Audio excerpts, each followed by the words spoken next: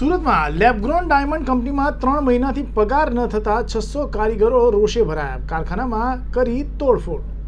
હીરાનગરી સુરતમાં છેલ્લા ઘણા સમયથી સીવીડી ડાયમંડની બોલબાલા ચાલતી હતી। જો કે આ સીવીડી એટલે કે લેબગ્રોન ડાયમંડનો ફુગ્ગો ફૂટી ગયો હોય એવી ઘટનાઓ સામે આવી રહી છે।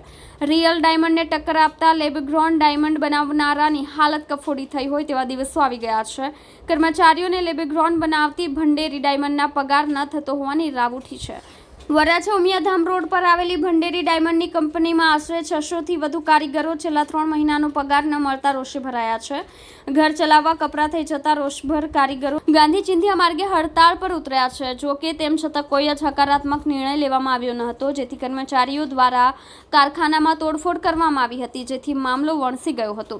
ભંડેરી લેબગ્રોન ડાયમંડનું સુરતમાં મોટું કામકાજ છે। કર્મચારીઓ દ્વારા તોડફોડ કરવામાં આવતા પોલીસને જાણ કરવામાં આવી હતી, જેથી પોલીસનો મોટો કાફલો ઘટના સ્થળે પહોંચી ગયો હતો। પોલીસની ગાડીઓ રસ્તા પર ઉતરી આવી હતી। આ અંગે કોઈને કશી જાણ કરવામાં આવી ન હતી। જો કે કર્મચારીઓમાં પગાર મુદ્દે રોષ હોવાનું કહેવામાં આવી રહ્યું છે। આ અંગે ભંડેરી ડાયમંડના સંચાલકો સાથે વાત કરવાની કોશિશ કરવા છતાં તેઓ કોઈ પ્રતિસાદ આપવાથી દૂર રહ્યા હતા।